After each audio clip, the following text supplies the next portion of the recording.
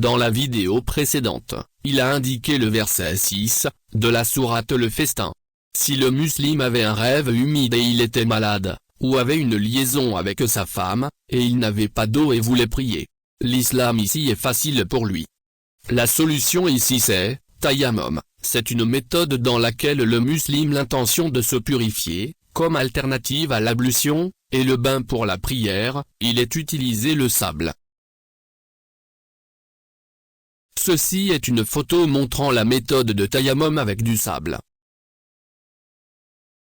Il existe d'autres façons d'effectuer le tayammum, comme le tayammum avec des pierres. La même méthode que le sable, mais la pierre doit être placée entre les mains, puis essuyer le visage et les mains.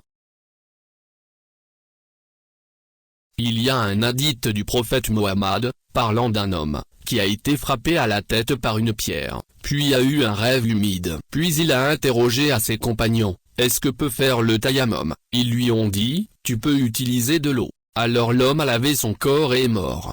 Lorsque le prophète a connu, il a accusé les compagnons de l'homme de l'avoir tué. Et il dit, le prophète, il lui suffisait de mettre un pansement sur sa blessure, et de faire le tayammum à l'endroit de la blessure, et de laver le reste du corps. Et ici le rôle de tayammum apparaît, c'est un processus facile et simple, mais seulement quand il n'y a pas d'eau, ou quand on est malade. Si un musulman a un rêve humide, ou du sperme éjecté de lui, comme dans le hadith, et il a de l'eau, mais qu'il a une blessure, alors, il doit faire comme le messager l'a dit dans l'hadith.